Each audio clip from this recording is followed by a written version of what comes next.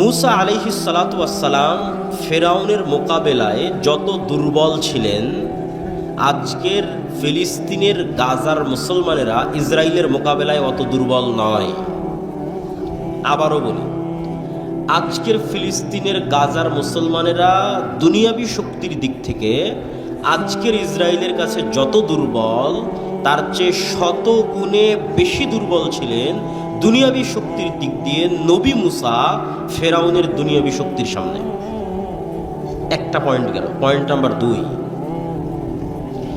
আল্লাহর নবী মুহাম্মদ সাল্লাল্লাহু আলাইহি ওয়াসাল্লাম তার সাহাবী আবু বকর, ওমর, উসমান, আলী রাদিয়াল্লাহু তাআলা আনহুম, পরবর্তীতে যারা উমাইয়া খেলাফতের সময় বিভিন্ন দেশ বিজয় করেছে, মোহাম্মদ বিন কাসেম হোক, কোতাইবা বিন মুসলিম হোক, তারেক বিন জিয়াদ হোক, আর খালিদ বিন ওয়ালিদ, আর আমর ইবনে আস হোক, যেই হোক না কেন, তাদের দুনিয়াবী শক্তি তৎকালীন বিশ্বের রোমান এবং পারস্যের তুলনায়, আমি আবারও বলি, মুহাম্মদ সাল্লাল্লাহু আলাইহি ওয়াসাল্লামের দুনিয়াবী শক্তি, আবু বকর, ওমর, ওসমান, আলীর দুনিয়াবী শক্তি, খালিদ বিন ওয়ালিদ, আমর ইবনে আসের দুনিয়াবী শক্তি, তারেক বিন জিয়াদ, মোহাম্মদ বিন কাসেমের দুনিয়াবী শক্তি তৎকালীন বিশ্বের রোমান এবং পারস্যের দুনিয়াবী শক্তির তুলনায় যেই মাপে ছিল, তার চাইতে আজকের সমগ্র বিশ্বের 57টা মুসলিম দেশের দুনিয়াবী শক্তি আমেরিকা এবং ইসরায়েলের তুলনায় অনেক বেশি পরিমাণে দুনিয়াবী শক্তির অধিকারী হচ্ছে বর্তমান যুগের 57টা দেশের মুসলিম দেশের মুসলমানেরা।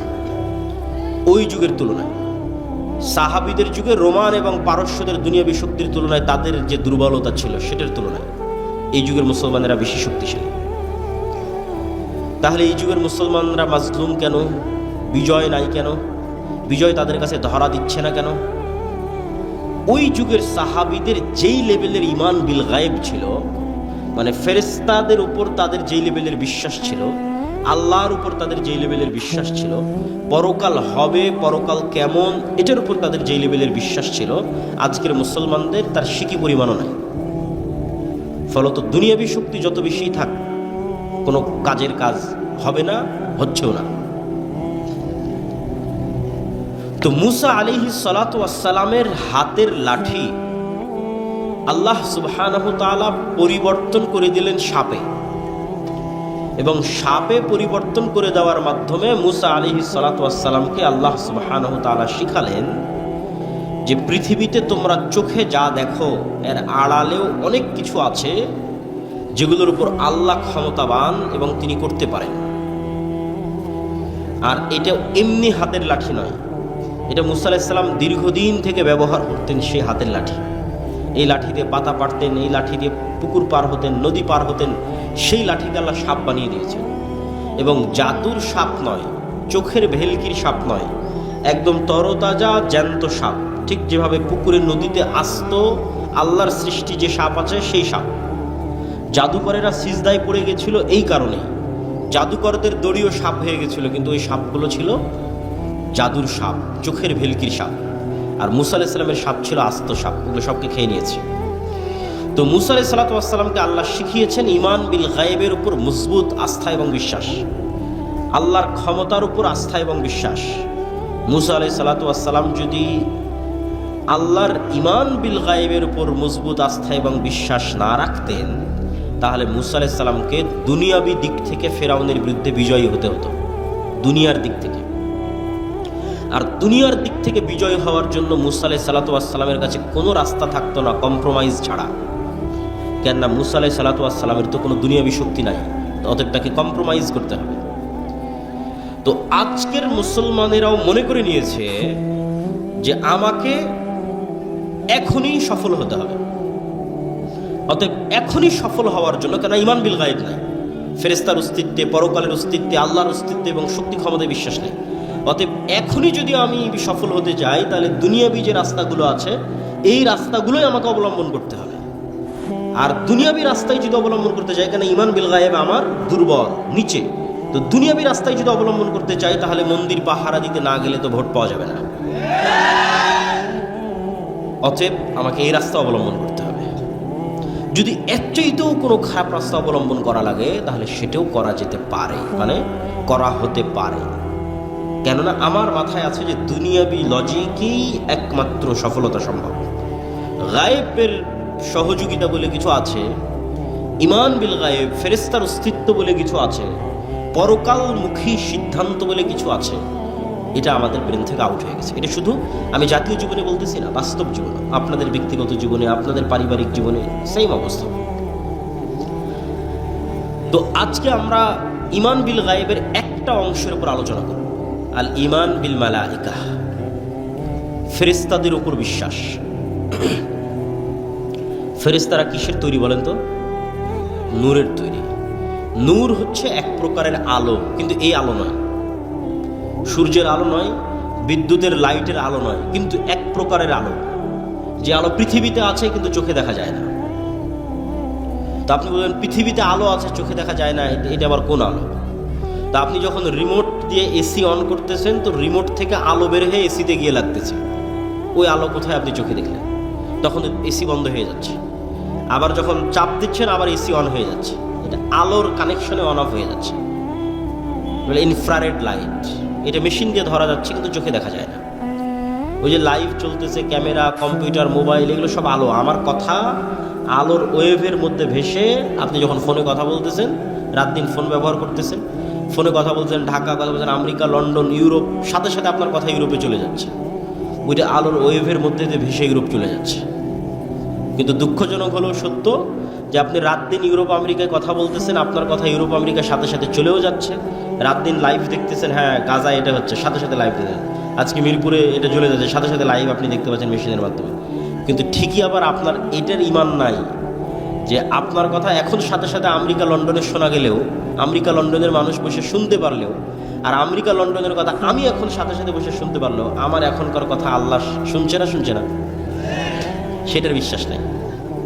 অথচ যেটা ব্যবহার করে কথা বলতেছে, ওই ওয়েভ আল্লাহর তৈরি, যেটার মধ্যে দিয়ে কথা পাস হয়ে যাচ্ছে মোবাইলের মধ্যে, মোবাইল থেকে নেটওয়ার্কের মধ্যে, টাওয়ারের মধ্যে, সেখান থেকে আবার আমেরিকা চলে যাচ্ছে, এই যেটার মধ্যে দিয়ে পাস হচ্ছে এটা আল্লাহর তৈরি।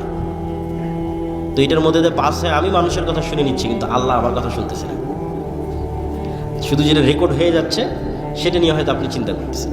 তা আমি লাইভ দেখতে পাচ্ছি, কিন্তু আল্লাহ সুবহানাহু ওয়া তাআলা আমাকে দেখতে পাচ্ছেন না, বা আমি হয়তো কোনো কিছু গোপনে করে ফেলে দিচ্ছি, এটা অসম্ভব।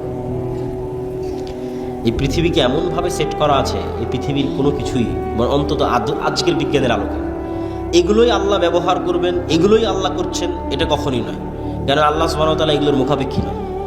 কিন্তু এইটা দিয়েই যদি এত দূর হওয়া সম্ভব, তাহলে আল্লাহর ক্ষমতা এবং শক্তি দিয়ে কত দূর হওয়া সম্ভব, সেটা বোঝানোর জন্য বলতেছি যে আমরা আজকে যে পৃথিবীতে বসবাস করতেছি, বিজ্ঞান বলে এই পৃথিবীতে আমাদের কোনো কথাও গোপন নয়, আমাদের কোনো কাজও গোপন নয়। সেটা আমরা যতই গোপন করার চেষ্টা করি, এগুলো সব সেভ হয়ে আছে।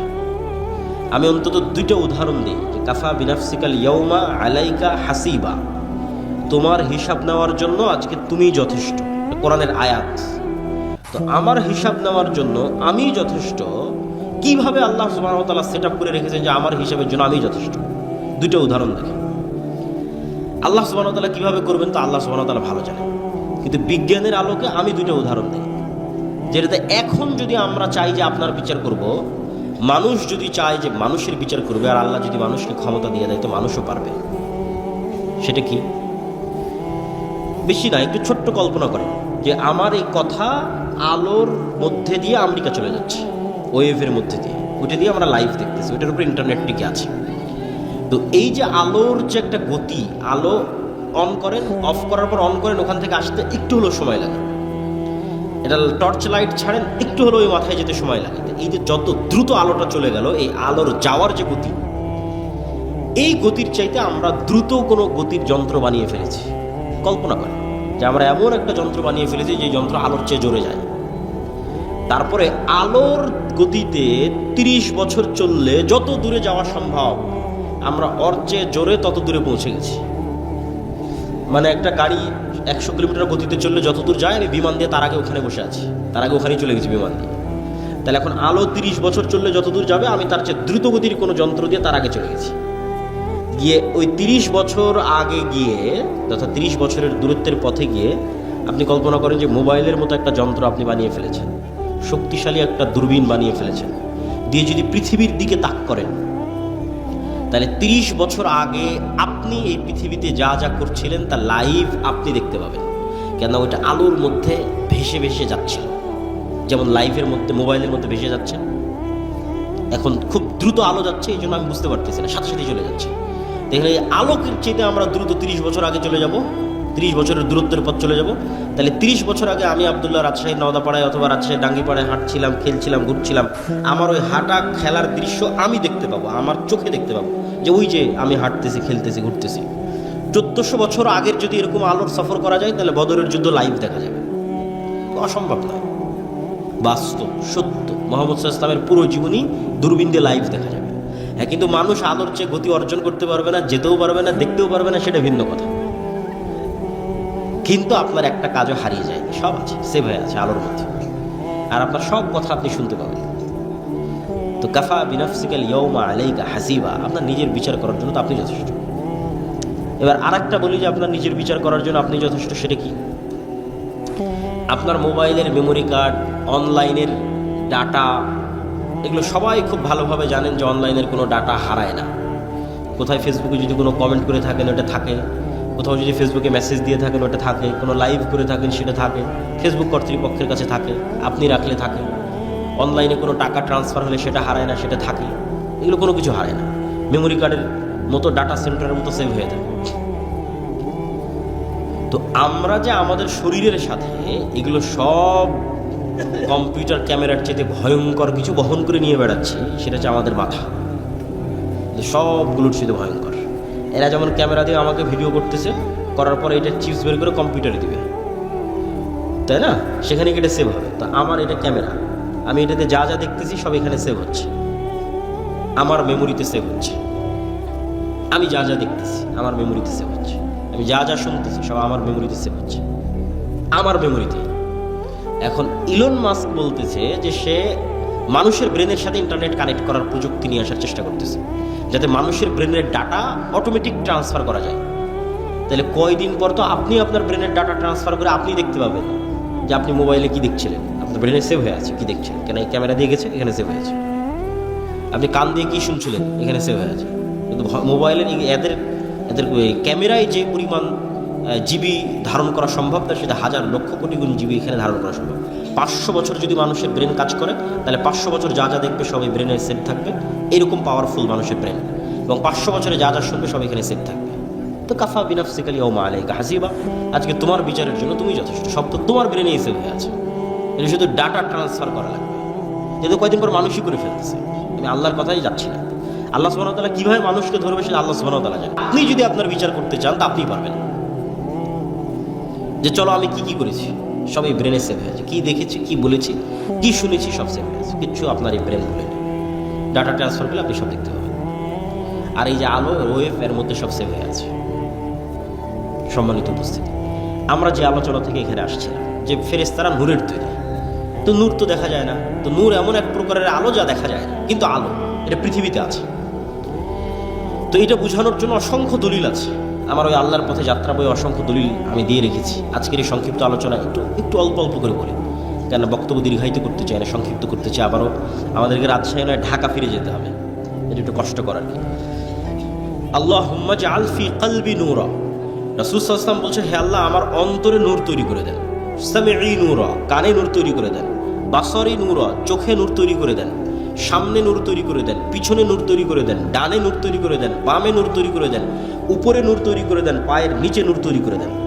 তাহলে নূর একটা অস্তিত্বশীল জিনিস, যা সামনে পিছে আগে পরে চোখে কানে অন্তরে তৈরি হতে পারে। লাইটের বাল্বের ভোল্টের মতো বাড়ে কমে। নূর লাইটের বাল্বের ভোল্টের মতো, যেমন যে ফ্যানের পাওয়ারটা বাড়িয়ে দিল, ঠিক যেমন আপনি চোখের পাওয়ার যখন কমে যাচ্ছে তখন চশমা লাগিয়ে নিচ্ছেন, কানের পাওয়ার যখন কমে যাচ্ছে তখন কানে মেশিন লাগিয়ে নিচ্ছেন। তো আপনার কানের পাওয়ারের কম বেশির অস্তিত্বটা যেমন সত্য, চোখের পাওয়ারের কম বেশির অস্তিত্ব যেমন সত্য, এই চোখে নূর তৈরি হয়, কানে নূর তৈরি হয়, অন্তরে নূর তৈরি হয়, এটা তেমন সত্য। রাসূলুল্লাহ সাল্লাল্লাহু আলাইহি ওয়াসাল্লাম বলছেন, আমাদের চোখে আমরা যে পৃথিবী দেখি, এই পৃথিবী আর যে গায়েব আমরা দেখতে পাই না, আল্লাহর অস্তিত্ব, এই দুইটার মধ্যে পর্দা হচ্ছে নূর। আল্লাহর চেহারা, আল্লাহর অস্তিত্ব আমরা যে দেখতে পাই না, এই দুইটার মধ্যে পর্দা হচ্ছে নূর। লাউ কাশাফাহু, যদি এই নূর সরিয়ে দেওয়া হতো, পৃথিবীতে যে নূর আছে আসমান এবং জমিনে যে নূর আছে, নূর যদি সরিয়ে দেওয়া হতো, আল্লাহর চেহারার তাজাল্লিতে আসমান এবং জমিন ধ্বংস হয়ে যেত। আল্লাহু নূরুস সামাওয়াতি ওয়াল আরজ, আল্লাহ হচ্ছেন আসমান এবং জমিনের নূর। সম্মানিত উপস্থিতি, তাহলে নূরের তৈরি ফেরেশতা। নূর এমন এক প্রকারের আলো যা চোখে দেখা যায় না। 2 নাম্বার, যা মেশিনেও ধরা যায় না। কিছু আলো তো যেগুলো চোখে দেখা যায় না, মেশিনে ধরা পড়তেছে, ওই যে মোবাইলের ক্যামেরার, তারপরে হচ্ছে রিমোট কন্ট্রোলের। কিন্তু এক প্রকারের আলো নূর, যা চোখেও দেখা যায় না, মেশিনেও ধরা পড়ে না। তাহলে আপনি বলবেন এটা কেমন কথা বললেন যে একটা জিনিস পৃথিবীতে আছে, চোখেও দেখবো না, মেশিনেও ধরা পড়বে না? জি, আল্লাহর গায়েবের প্রত্যেকটা জিনিসের কিছু না কিছু আলামত আল্লাহ তার সৃষ্টিজীবের মধ্যে রেখে দিয়েছে। কিছু না কিছু আলামত আল্লাহ তার সৃষ্টিজীবের মধ্যে রেখে দিয়েছে। আল্লাহর এক ব্যতিক্রম সৃষ্টিজীব হচ্ছে কুকুর। কুকুর মানুষের চাইতে 10,000 গুণ বেশি ঘ্রাণ, নাক দিয়ে ঘ্রাণ নেওয়ার ক্ষমতা কুকুরের মানুষের চাইতে 10,000 গুণ। 100, 200, 500, 1000, 2000, 10,000 গুণ বেশি। তাহলে আমার কাছে, আমি যদি এই পানির বোতলটা নিই এবং এই পানির বোতলটা নাকে টানি, তাহলে বলবো না এটার তো কোনো সেন্ট নাই। পানিরও আমি বলতে পারি যে না, পানির তো কোনো সেন্ট নাই, এটার কোনো সেন্ট নাই। এটার সেন্ট নাই বলাটা যেমন মিথ্যা, বিজ্ঞানও হয়তো এসে বলবে যে না এটার কোনো সেন্ট নাই। বিজ্ঞানও মিথ্যা, কেন বিজ্ঞান এখন পর্যন্ত কুকুরের নাকের মতো পাওয়ারফুল যন্ত্র তৈরি করতে পারেনি। কিন্তু এই পানির বোতলটা কুকুরের নাকের সামনে লাগান, এই পানির বোতলটাকে 10 কিলোমিটার দূরে রেখে আসেন, এই পানির বোতল কুকুর খুঁজে বের করে নিয়ে আসবে। তাহলে আমি না গন্ধ পাচ্ছি না, আর আমার আবিষ্কার করা যন্ত্রও গন্ধ ধরতে পারতেছে না, তার মানে গন্ধ নাই। এটা কি ঠিক না ভুল? আছে, তার প্রমাণ কি? ওই যে আল্লাহর আরেক সৃষ্টিজীবও ধরতে পারতেছে, ওর কাছে আছে। আমরা যেভাবে একজন আরেকজনকে দেখছি, চিনছি, সেভাবে কুকুর চিনে না। কুকুর ঘ্রাণ দিয়ে আপনাকে চিনে। আপনার এই চেহারা, সাদা কালো দাড়ি, অথবা দাড়ি চাছা, লম্বা, উঁচু, মোটা, এইভাবে দেখে কুকুর চেনে না, যেভাবে আমরা চিনি। ঘ্রাণে চিনে, এটা অমুক, এটা অমুক, ঘ্রাণে চিনে ফেলে। ওইভাবে দেখতেই পায় না কুকুর। আমরা যেভাবে দেখি এভাবে দেখতেই পায় না, তো ওভাবে দেখে চিনবে কিভাবে? ওকে আল্লাহ দিয়েছে ঘ্রাণ শক্তি। ঠিক হাতি সহ এরকম কিছু প্রাণী আছে যাদের দিয়েছে শ্রবণ শক্তি, খুব সূক্ষ্ম, একদম ভয়ঙ্কর লেভেলের সূক্ষ্ম। মানুষের যে 2-3 হাজার গুণ, যন্ত্র ওই লেভেলে সূক্ষ্ম নয়। তাহলে একটা আওয়াজ আমি শুনতে পাচ্ছি না, তার মানে ওই আওয়াজটা নাই, মিথ্যা কথা। একটা আওয়াজ কোনো যন্ত্র শুনতে পাচ্ছে না পৃথিবী, তার মানে আওয়াজটা নাই, মিথ্যা কথা। যে কবরের আওয়াজের আওয়াজ তো আমি শুনতে পাই না, মুগুর দিয়ে তো পিটাচ্ছে, কই আমি তো শুনতে পাচ্ছি না, চিৎকার করতেছে, আমি তো শুনতে পাচ্ছি না, তার মানে আওয়াজ হচ্ছে না। না, ওই লেভেলের আওয়াজ শোনার ক্ষমতা আপনার নাই, কিন্তু ওই লেভেলের আওয়াজ শোনার ক্ষমতা আল্লাহর কিছু কিছু প্রাণীর আছে। তো ঠিক পৃথিবীতে এমনও আলো আছে যে আলো দেখার ক্ষমতা আল্লাহর কিছু প্রাণীর আছে। যেমন কুকুরকে শয়তানের আলো দেখার ক্ষমতা দেওয়া আছে, মোরগকে ফেরেশতার নূর, নূর যেই লেভেলের আলো, ওই লেভেলের আলো দেখার সক্ষমতা মোরগকে, মুরগিকে দেওয়া আছে ফজরের সময় যখন সে চিৎকার করে। সম্মানিত উপস্থিতি, তাহলে পৃথিবীতে নূর অস্তিত্বশীল এবং ফেরেশতারা নূরের তৈরি, এবং ফেরেশতাদের অস্তিত্ব আমাদের সাথে সম্পৃক্ত কতটা বাস্তব আমি না বুঝাতে পারলে সেটা আমার ব্যর্থতা, কিন্তু আমি বুঝানোর তারপর চেষ্টা করব। ঈমান বিল গায়েবকে ইয়াকিনের স্তরে নিয়ে যাওয়ার। ঈমান বিল গায়েবের 6টা বিশ্বাস মুসলমানদের নাই, সেটাকে ইয়াকিনের স্তরে নিয়ে যাওয়া যায় কিনা, পারলে সফল, না পারলে ব্যর্থ, সেটা আমার ব্যর্থতা। সেটা হচ্ছে যে ফেরেশতা অস্তিত্বশীল, এটার অস্তিত্বটা কতটা বাস্তব। আপনি জন্মের পর, পৃথিবীতে জন্মের পরই সর্বপ্রথম আপনার মাকে দেখেছেন। আমি যদি বলি আপনার মা নাই, আপনি জীবনও বিশ্বাস করবেন না। তারপরে আপনি বিবাহ শাদী করার পর পর আপনার ছেলে আপনার চোখের সামনে হয়েছে, আমি যদি বলি এটা আপনার ছেলে নয়, আপনি জীবনও বিশ্বাস করবেন না। তাহলে আপনার ছেলের অস্তিত্ব আপনার কাছে যতটা সত্য, আপনার মায়ের অস্তিত্ব আপনার কাছে যতটা সত্য, এর চেয়ে অনেক বেশি গুণে সত্য আপনার সাথে ফেরেশতার অস্তিত্ব। কেন আপনার সাথে ফেরেশতার অস্তিত্ব এর চেয়ে বেশি গুণে সত্য?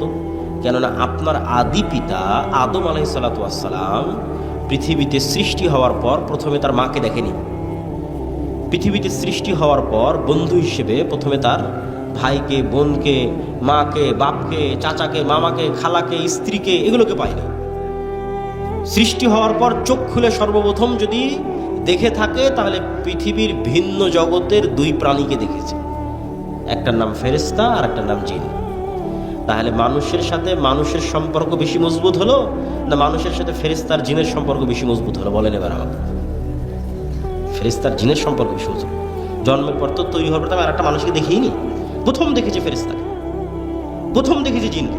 তাহলে আমার সাথে পৃথিবীর আর যে কারো অস্তিত্বের চাইতে, আর যে কোনো বন্ধুর চাইতে, আর যে কোনো ব্যক্তির চাইতে বেশি অস্তিত্বশীল, বেশি বাস্তব ফেরেশতার অস্তিত্ব।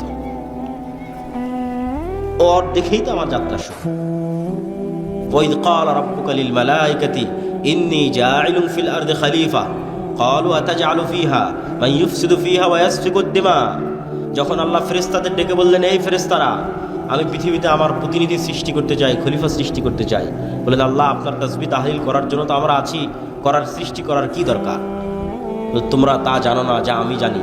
তারপরে আল্লাহ আদমকে সৃষ্টি করলেন, করার পর ফেরেশতাদের বললেন তোমরা সিজদা করো। তো প্রথম পরিচয়ই হলো ফেরেশতাদের সাথে। আর এখন কেউ বিশ্বাস করে না ফেরেশতা আছে, এমনি মুখে বলছে ফেরেশতা আছে, ফেরেশতার উপর ঈমান আনলাম, বলার সময় বলেছি, অন্তরে নাই। এবার দুই একটা উদাহরণে যাব আমরা, যে আল্লাহর নবীর যুগে সাহাবীরা ফেরেশতাদের উপর কেমন বিশ্বাস রাখত। আমরা আজকে ঈমান বিল গায়েবের শুধু একটা পয়েন্টের আলোচনা করতেছি, ফেরেশতা। আল্লাহর নবীর যুগে সাহাবীরা ফেরেশতাদের উপর কেমন বিশ্বাস রাখত তার উদাহরণ।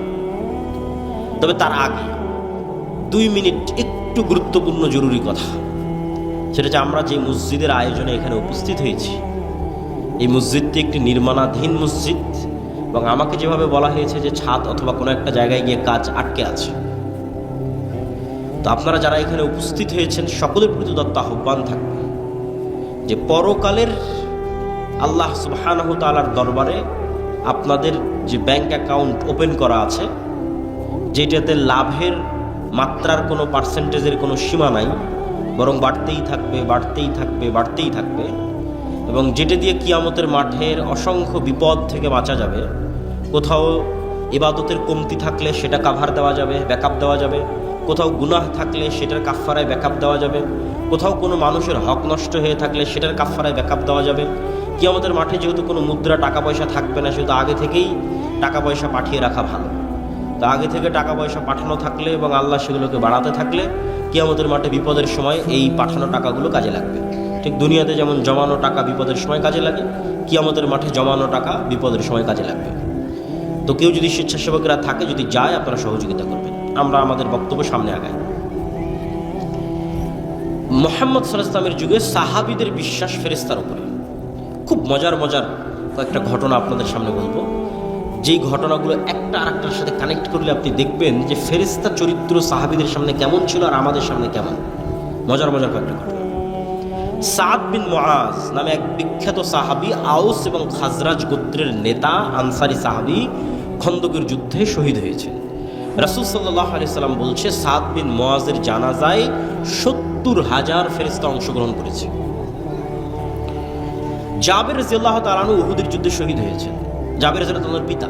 তো জাবের রাদিয়াল্লাহু তাআলা আনহু যখন তার পিতার মৃত্যুতে কাঁদছেন, তখন রাসূল সাল্লাল্লাহু আলাইহি সাল্লাম বলছেন, জাবের, তুমি কাঁদছো? তোমার পিতার লাশ এই মুহূর্তে ফেরেশতারা ঘিরে রেখেছে, ছায়া দিয়ে রেখেছে, তুমি কাঁদিও না। হানজালা রাদিয়াল্লাহু তাআলা আনহু শহীদ হয়েছেন। তো হানজালা রাদিয়াল্লাহু তাআলা আনহু বাসর ঘর থেকে বের হয়ে গিয়ে যুদ্ধে অংশগ্রহণ করেছিলেন। তো সাহাবীরা তাকে ফরজ গোসল দেওয়ার জন্য গোসল দিবেন। রাসূল সাল্লাল্লাহু আলাইহি সাল্লাম বলছে, হানজালাকে গোসল দেওয়ার দরকার নেই, এই জন্য যে অলরেডি ফেরেশতারা তাকে গোসল দিয়ে ফেলেছে, ইতিমধ্যেই ফেরেশতারা তাকে গোসল দিয়ে ফেলেছে। এগুলো সব রাসূল সাল্লাল্লাহু আলাইহি ওয়াসাল্লামের জীবদ্দশায় সাহাবীদের উপস্থিতিতে পরস্পরের কথায় কিভাবে ফেরেশতাদের কথাটা আসতেছে সেটার কিছু উদাহরণ। আব্দুর রহমান বিন আউফ রাদিয়াল্লাহু তাআলা আনহু বলছে যে আমি যুদ্ধ করছি, তো আমার দুই পাশে দুইজন সাদা পোশাকধারী ব্যক্তি খুব ভয়ঙ্করভাবে যুদ্ধ করতেছে। আমি এদের কোনোদিন মদিনাতে আগেও কোনোদিন দেখিনি, পরেও কোনোদিন দেখিনি। তো রাসূল সাল্লাল্লাহু আলাইহি ওয়াসাল্লামকে এই ঘটনা জানালে রাসূল সাল্লাল্লাহু আলাইহি ওয়াসাল্লাম বললেন, এরা ছিল জিবরাইল এবং মিকাইল, যুদ্ধ করার জন্য এসেছে। এক সাহাবী এক মুশরিককে আঘাত করার জন্য যুদ্ধের মাঠে তাকে তাড়া করতেছেন। আমি সংক্ষেপে বলে যাচ্ছি, শুধু বাংলা সংক্ষেপে বলতেছি। তাড়া করতেছেন, তো অদৃশ্য থেকে আওয়াজ আসলো, আকদিম ইয়া হাইজুম, আওয়াজ আসার পর এবার সাহাবী যখন তাকে হামলা করতে যাবে তো দেখে ওই ব্যক্তি আগেই উল্টে পড়ে আছে এবং তার ক্ষত স্থান থেকে রক্ত বের হচ্ছে, আহত স্থান থেকে। সাহাবী এই ঘটনা রাসূল সাল্লাল্লাহু আলাইহি ওয়াসাল্লামকে বললে আল্লাহর নবী বললেন এটা তৃতীয় আসমান থেকে আসা ফেরেশতার আক্রমণ ছিল। এই ফেরেশতা তৃতীয় আসমান থেকে এসেছিল, তৃতীয় আসমান থেকে আসা ফেরেশতার আক্রমণ। খন্দকের যুদ্ধ থেকে রাসূল সাল্লাল্লাহু আলাইহি ওয়াসাল্লাম যখন খন্দকের যুদ্ধে বিশাল ঝড় হয়ে মক্কার কাফের মুশরিকরা সব পালিয়ে গেছে, 10,000 সেনাবাহিনী 1 মাস যাবৎ মদিনা ঘেরাও করে রেখেছিল। তা আল্লাহর নবী মনে করেছে যুদ্ধ শেষ, তারা তো চলে গেছে। উনি বাড়িতে এসে অস্ত্র রেখে 1 মাসে প্রচুর টেনশন গেছে, তার উপরে প্রচুর পরিশ্রম গেছে, খাদ্যের সংকট, যোগাযোগ বিচ্ছিন্ন, কষ্ট।